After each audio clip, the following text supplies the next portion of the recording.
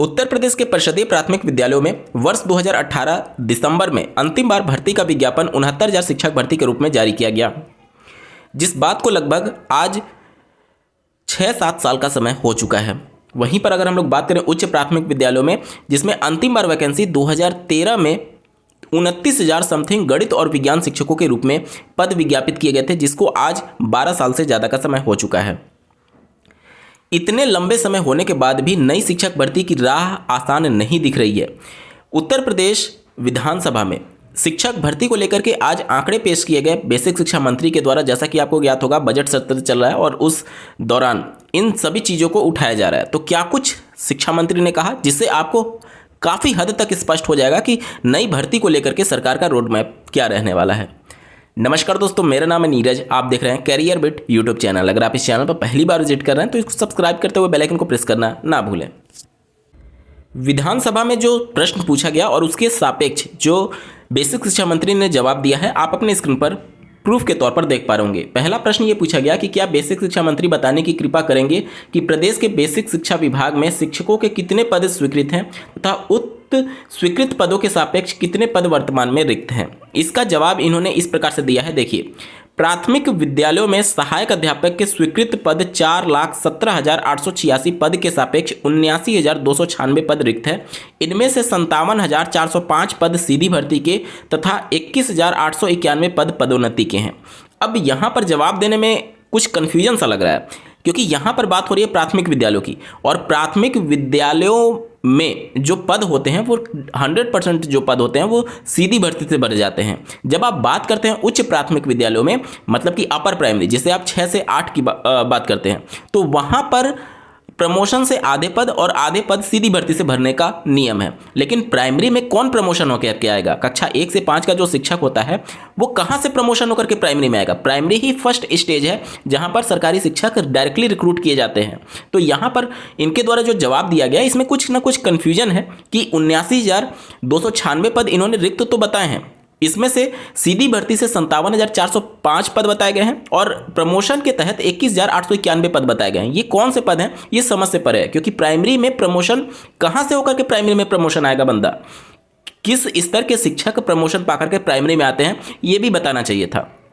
आगे इन्होंने जवाब दिया है कि उच्च प्राथमिक विद्यालयों में स्वीकृत कुल पद 1,62,198 पद के सापेक्ष 41,338 पद रिक्त हैं और यह पदोन्नति के पद हैं। पदोन्नति के पद कहने का मतलब कि प्रमोशन वाले पद हैं। तो जैसे प्राइमरी में जो जिनका प्रमोशन होता है वो अपर प्राइमरी में चले जाते हैं, और प्राइमरी का जो प्रिंसिपल और अपर प्राइमरी का जो सहायक अध्यापक होता है उसका रैंक समान है। जब आप प्रमोशन लेते हैं तो या तो प्राइमरी के प्रिंसिपल बन सकते हैं या तो अपर प्राइमरी के सहायक अध्यापक बन सकते हैं। तो यहाँ पर वही बातें बताई जा रही हैं कि 41,338 पद खाली हैं और ये पद पदोन्नति के बताए जा रहे हैं। जबकि अगर आप उच्च प्राथमिक का नियमावली पढ़ेंगे तो उसमें साफ शब्दों में ये लिखा गया है कि 50% पद जो हैं वो सीधी भर्ती से भरे जाएंगे और 50% पद जो हैं वो प्रमोशन से भरे जाएंगे। तो जो 50% पद सीधी भर्ती से भरे जाने की बात होती है नियमावली में, वो इस जवाब में कहीं दिख नहीं रहा है, क्योंकि इन्होंने पूरे के पूरे पद उच्च प्राथमिक विद्यालयों में वो प्रमोशन के बता दिए हैं। जबकि अगर आप देखेंगे उत्तर प्रदेश में अंतिम बार जो उच्च प्राथमिक विद्यालयों में गणित और विज्ञान के शिक्षकों के पद विज्ञापित किए गए थे 2013 में, उस बात को 12 साल से ज़्यादा का समय हो चुका है। इन 12 साल में आपने कितने बीएड कैंडिडेट्स को ट्रेनिंग करा दी है?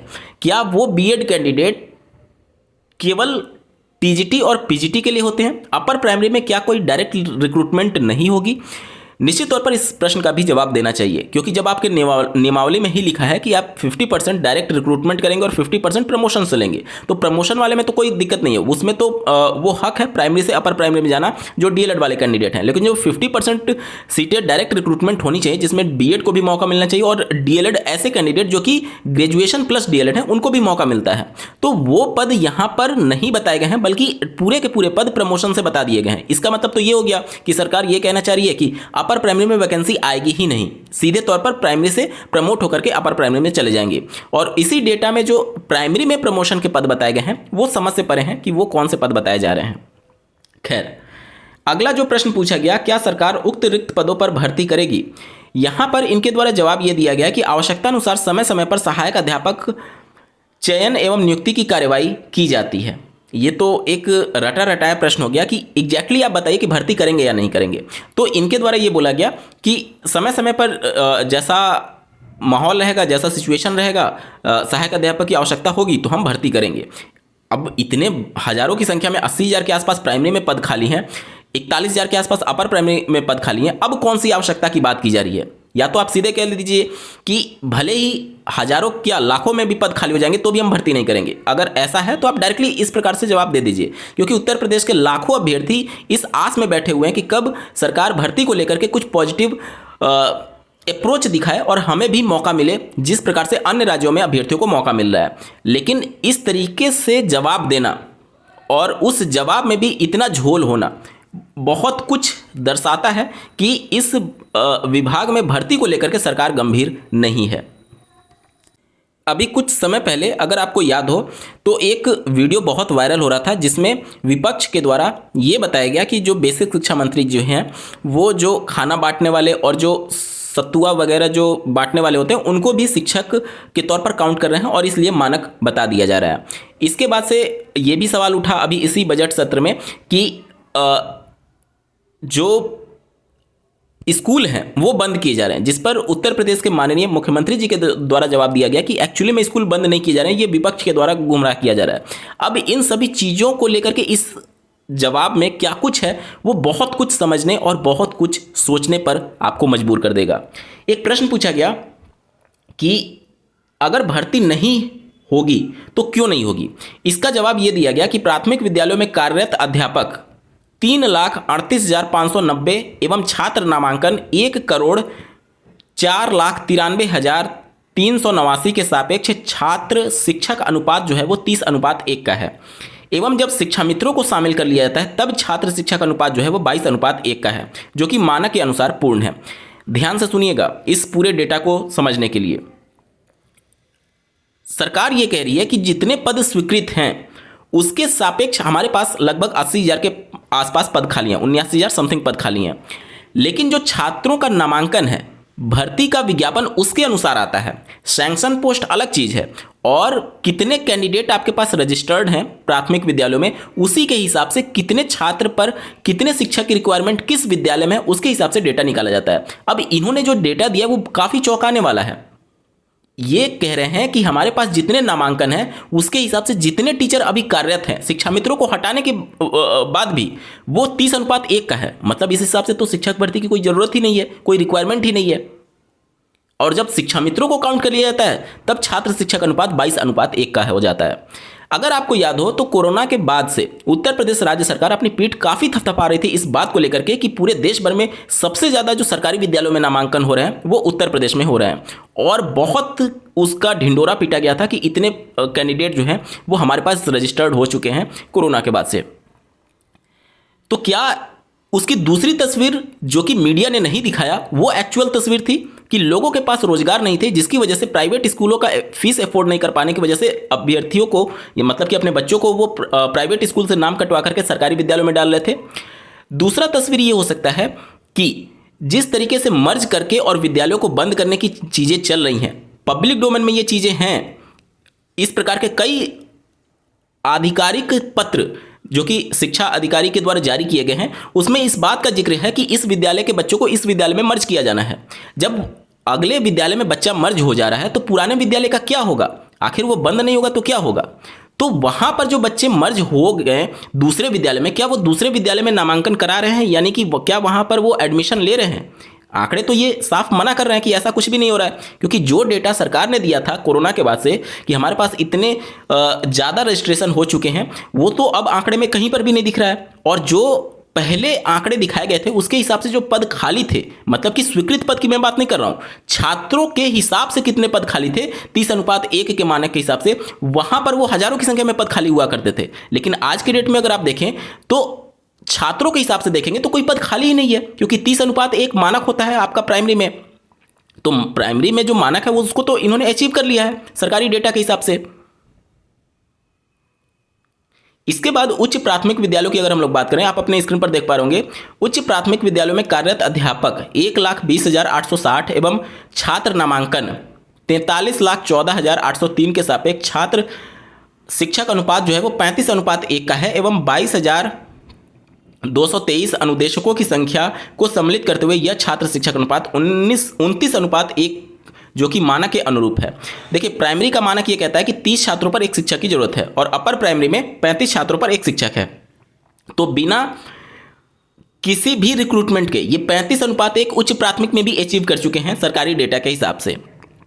अब इस डेटा के हिसाब से तो उच्च प्राथमिक विद्यालयों में भी कोई शिक्षा की जरूरत नहीं है, लेकिन जो पद खाली बताए गए हैं वो सैंक्शन पोस्ट के हिसाब से खाली बताए गए। अब हो सकता है कि जब पीएबी की रिपोर्ट नई तैयार की जाए अगले सेशन में, तो हो सकता है सैंक्शन के पोस्ट को और खत्म कर दिया जाए। इस बात को समझिएगा, बहुत गंभीर बात मैं बता रहा हूं। अगर आप आज से 2-3 साल पहले पीएबी की रिपोर्ट देखेंगे तो उस समय उत्तर प्रदेश में जो प्राथमिक और उच्च प्राथमिक विद्यालयों में सैंक्शन पोस्ट हुआ करते थे वो काफ़ी ज़्यादा हुआ करते थे, लेकिन वो सैंक्शन पोस्ट धीरे धीरे कम होते चले गए। 4 लाख के आसपास अब आ चुके हैं। तो आखिर ये सैंक्शन पोस्ट खत्म कैसे होता जा रहा है? ये बहुत गंभीर सवाल है। जब विद्यालय मर्ज होने के बाद से विद्यालय बंद नहीं हो रहे हैं तो वहाँ का टीचर दूसरे विद्यालय में चूंकि जा रहा है और यहाँ पे कोई बच्चे नहीं है, बच्चे का नामांकन नहीं है, तो छात्र शिक्षक अनुपात के हिसाब से ही पीएबी रिपोर्ट में टीचर्स के सैंक्शन पोस्ट होते हैं। और जब विद्यालय मर्ज होने के बाद से दूसरे विद्यालय में शिफ्ट हो जा रहा है तो वहाँ पर टीचर्स सरप्लस में हो जा रहे हैं। तो इस हिसाब से अगर आप देखेंगे तो सैंक्शन पोस्ट धीरे धीरे करके खत्म होता जा रहा है। और इस हिसाब से जो अभी डेटा बताया गया है उसके हिसाब से आने वाले 2-4 साल भी अगर उत्तर प्रदेश में नई शिक्षक भर्ती ना आए तो बहुत आश्चर्य की बात नहीं होनी चाहिए, क्योंकि मानक को ये अचीव कर चुके हैं इनके हिसाब से। कुछ दिन पहले एक डेडिकेटेड वीडियो के माध्यम से मैंने आपको बताया था कि उत्तर प्रदेश में शिक्षक भर्ती की राह काफ़ी कठिन दिख रही है। इसके बाद से मैंने आपको बताया था कि TRE 4 जो कि बिहार में जो एडवर्टीजमेंट है वो प्रस्तावित है, जल्द जारी हो सकता है। TRE 3 का जैसे ही वहाँ पर एक तरीके से नियुक्ति पत्र वितरित किया जाएगा, उसके बाद से TRE 4 पर सरकार का फोकस आने वाला है। उस वीडियो में आप लोग के बहुत ज़्यादा कमेंट आए थे कि मैं ज़िंदगी भर बेरोजगार रह लूँगा लेकिन बिहार में नहीं जाऊँगा। अगर यही एटीट्यूड और अगर यही अप्रोच रहा तो मान करके चलिए कि उत्तर प्रदेश में आपको बेरोजगार ही बैठना पड़ेगा, क्योंकि जिस तरीके से यहाँ पर इस शिक्षा विभाग में भर्ती को लेकर के रवैया है उस हिसाब से तो नहीं लगता कि निकट आने वाले समय में भी सरकार इस मुद्दे को लेकर के गंभीर होगी। हाँ, अगर चुनाव के समय कुछ चमत्कार हो जाए तो अलग बात है। चमत्कार वर्ड मैं क्यों यूज कर रहा हूँ, क्योंकि जो उपचुनाव हुए हैं या फिर जो दिल्ली में चुनाव हुए हैं वो तो कहीं से भी नहीं दिखाते कि जो पूरा माहौल है वो वर्तमान सत्ता के खिलाफ है। पूरा माहौल जो है वो वर्तमान सत्ता के फेवर में है। ये चीज़ें, तस्वीर, परसेप्शन जो है वो उस चुनाव से निकल करके आ रहा है। तो चुनाव जो एकमात्र आम इंसान के पास डंडा होता है जिससे जो राजनीतिक पार्टियां हैं वो डरती हैं, क्योंकि जब माहौल ही उनका है तो फिर इस मुद्दे से डरने का सवाल ही उत्पन्न नहीं होता है। तो जो ये उम्मीद लगा करके बैठे हैं कि हो सकता है विधानसभा चुनाव 2027 में नई प्राथमिक स्तर की शिक्षक भर्ती का विज्ञापन या फिर उससे 1 साल पहले देखने को मिल जाए, तो चूंकि माहौल उस तरीके का नहीं है, क्योंकि सत्ता के साथ ही इस समय पूरा माहौल चल रहा है और इस चीज़ को लेकर के शायद सरकार गंभीर भी ना हो। अगर आपने विधानसभा चुनाव इससे पहले वाला देखा होगा 2022 वाला, तो उस समय भी शिक्षक भर्ती को लेकर के बहुत मुद्दे उठे थे कि चुनाव के समय भर्ती का विज्ञापन जारी किया जाएगा। उस समय साफ तौर पर एक मीडिया को इंटरव्यू में माननीय मुख्यमंत्री जी ने कहा था कि शिक्षक भर्ती जरूर आएगी लेकिन किसी के दबाव में नहीं आएगी। तो इन सभी चीज़ों को विशेष तौर पर आपको ध्यान में रखना चाहिए। और शायद उस बात को अगर आपको याद हो तो BTC के कुछ कैंडिडेट अपना बैनर लेकर के माननीय मुख्यमंत्री जी की रैली में गए हुए थे, जहां पर माननीय मुख्यमंत्री जी ने उनकी तरफ इशारा करते हुए साफ तौर पर कहा था कि बैनर नीचे कर लो वरना जिंदगी भर बेरोजगार रह जाओगे। शायद आपको वो याद होगा।